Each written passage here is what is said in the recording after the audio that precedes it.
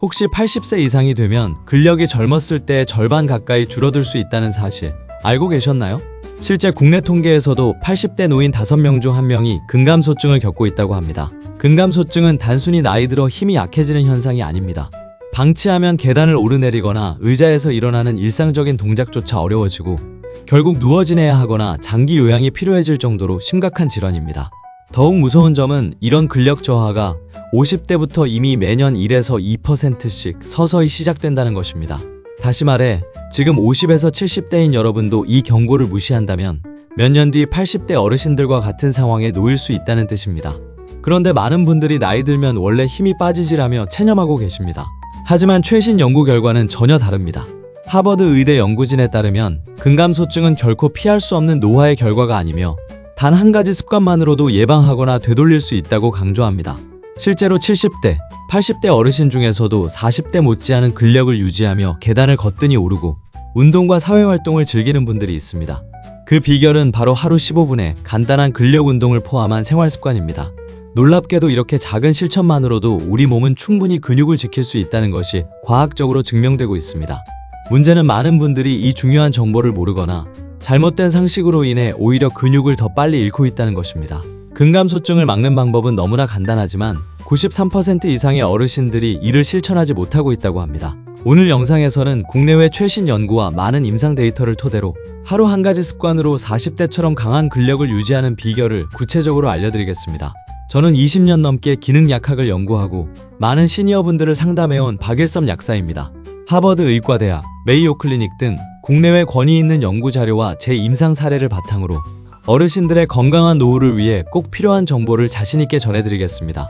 본격적인 내용에 들어가기 전에 이 영상에 좋아요를 누르고 채널을 구독하며 시청 후에는 댓글로 여러분의 건강관리 상태를 알려주세요.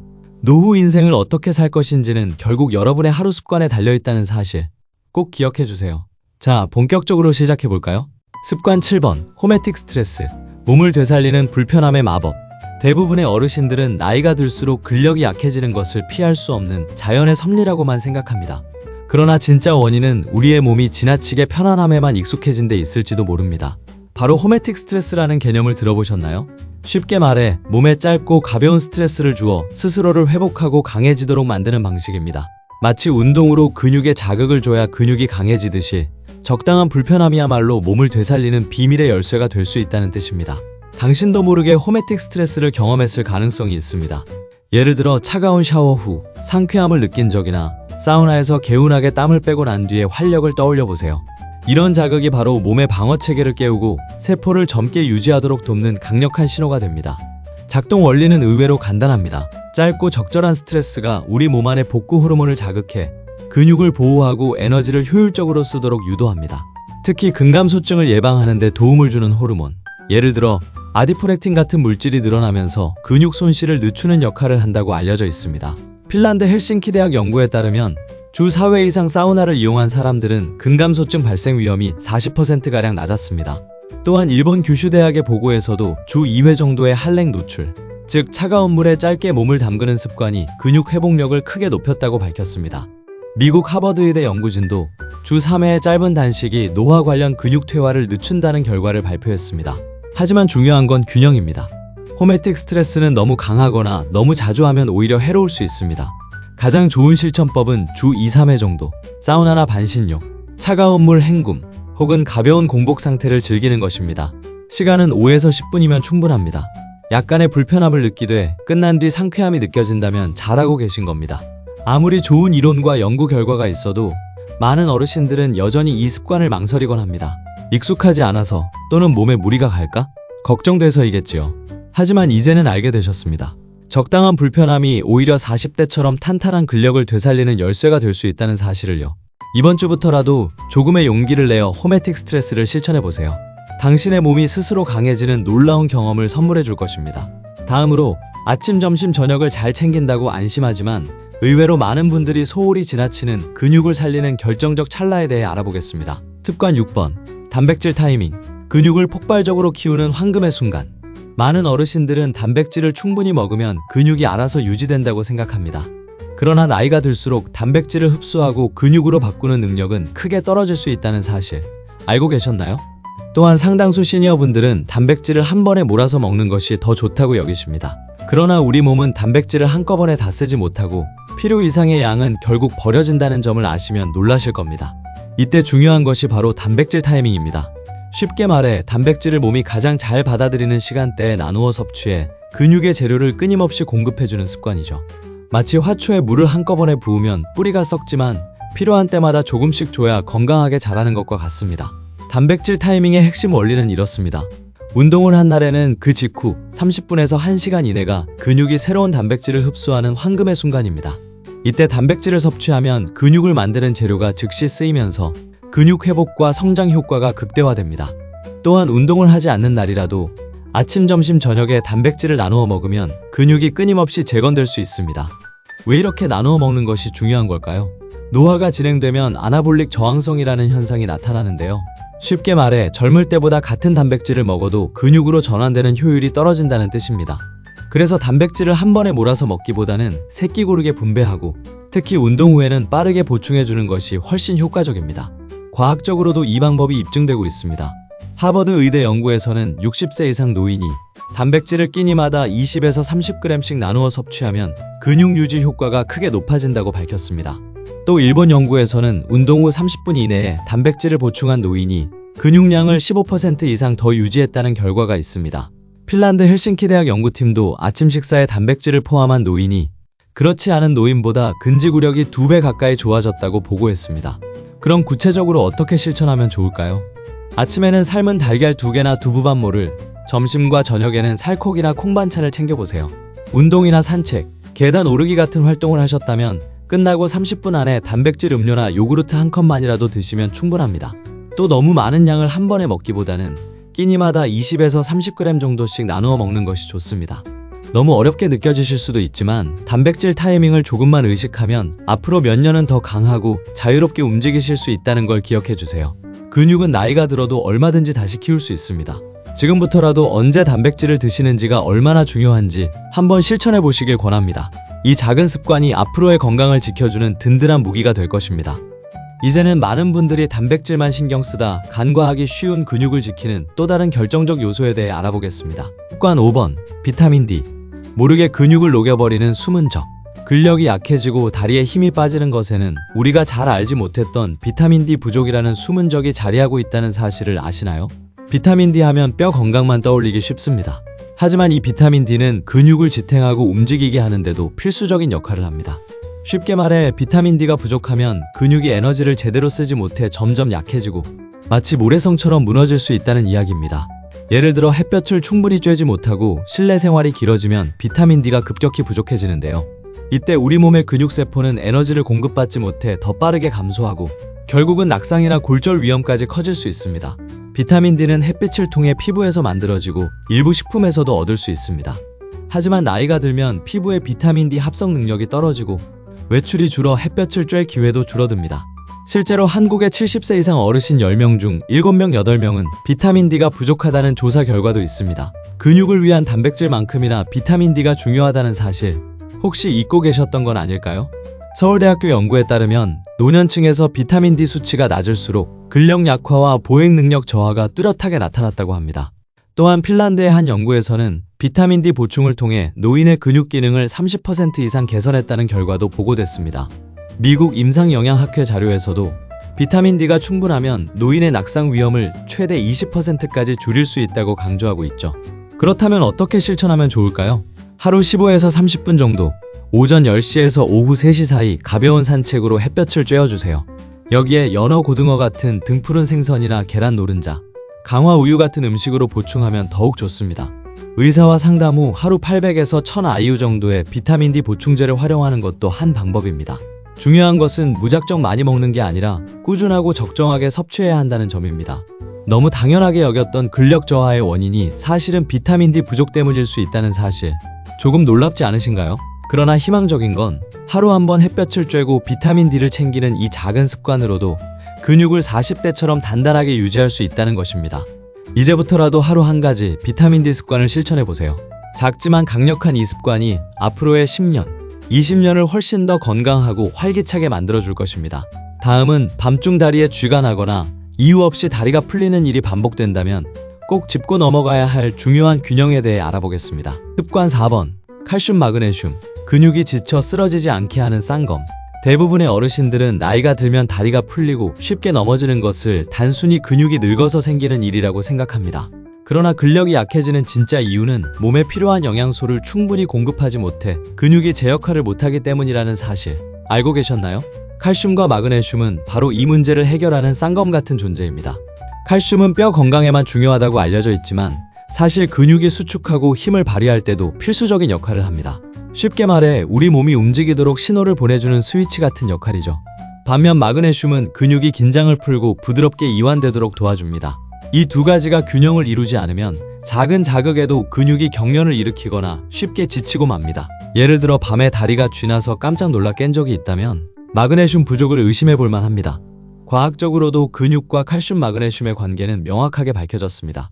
서울대 연구에 따르면 칼슘 섭취가 부족하면 낙상 위험이 최대 30%까지 증가하고 핀란드의 한 노인 건강조사에서는 마그네슘을 충분히 섭취한 어르신들이 근육 경련 발생을 40% 이상 줄였다는 결과가 있습니다.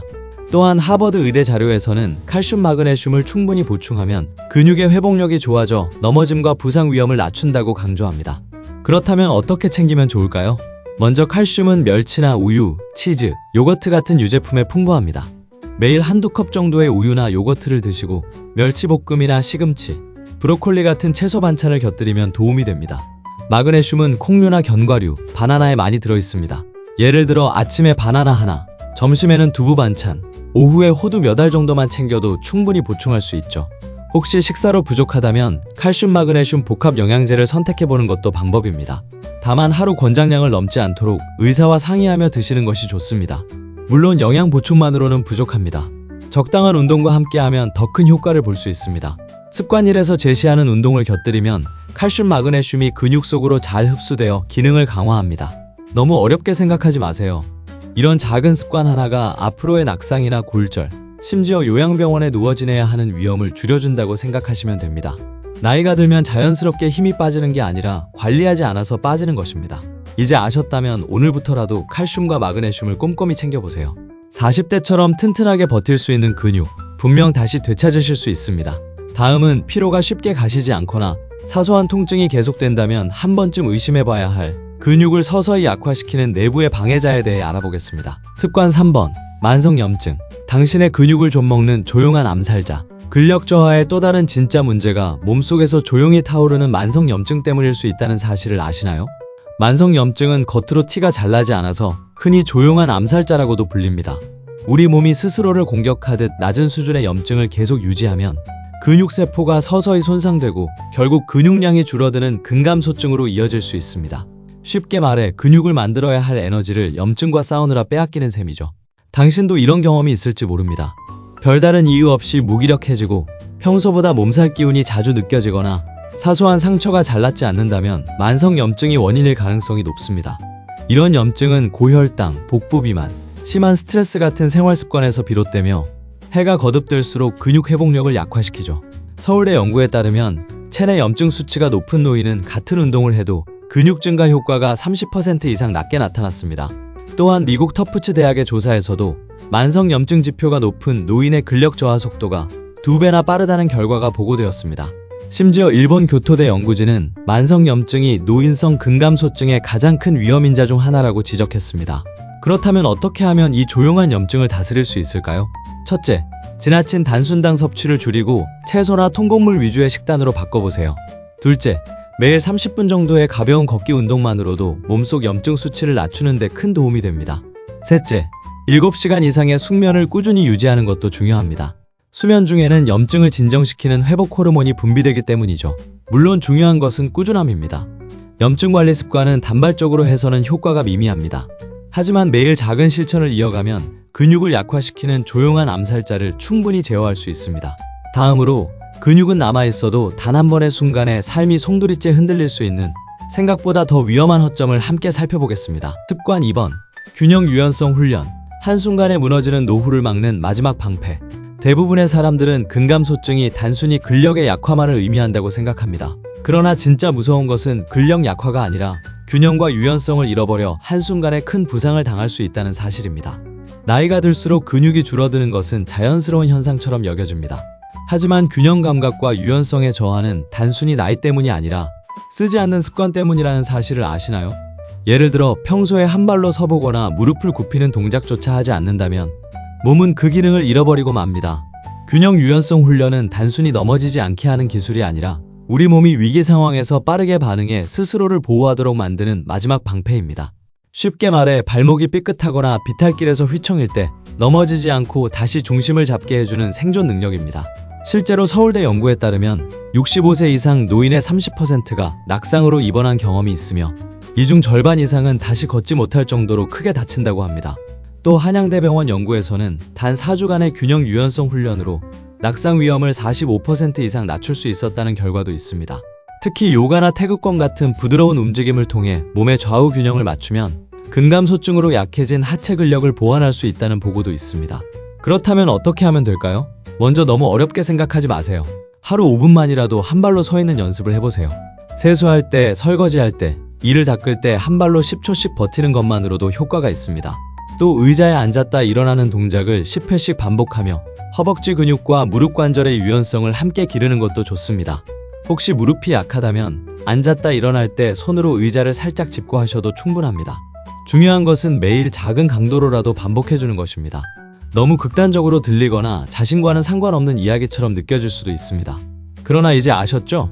근력이 약해져도 균형과 유연성만 유지된다면 한순간의 사고에서 몸을 지킬 수 있습니다.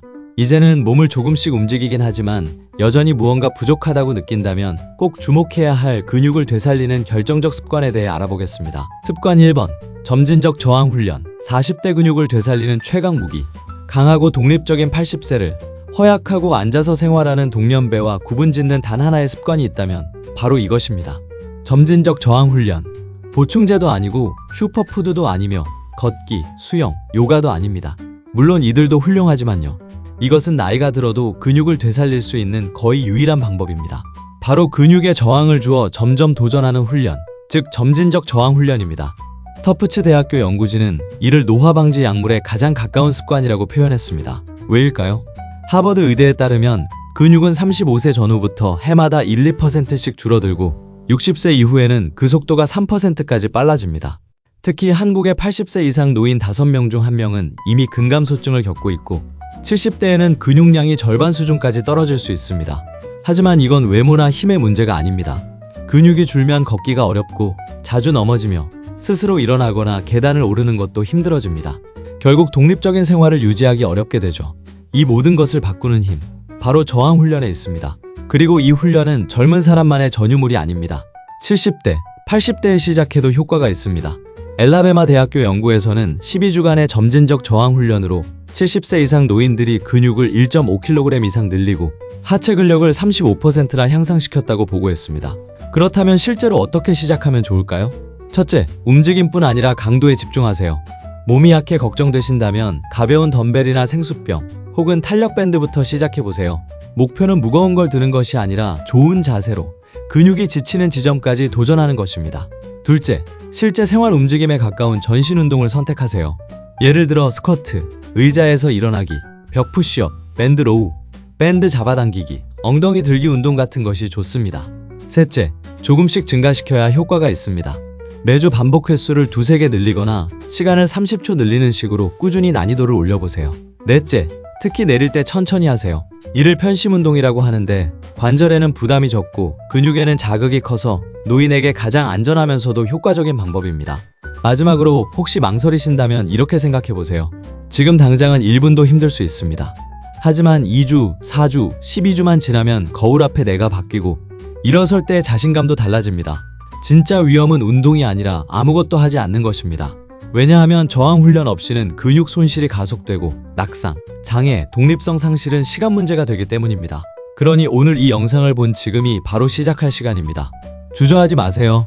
점진적 저항 훈련은 언제 시작해도 늦지 않고 누구에게나 맞춰서 할 수 있으며 삶의 질을 바꾸는 가장 확실한 습관입니다. 혼자 하기 어렵다면 물리치료사나 자격 있는 트레이너 또는 온라인 가이드를 활용해 안전하게 시작하세요. 당신의 근육은 아직 늦지 않았습니다. 하루 10분, 의자에서 일어나기 3세트부터 시작해보세요. 작은 도전이 10년 후 당신을 지켜줄 것입니다.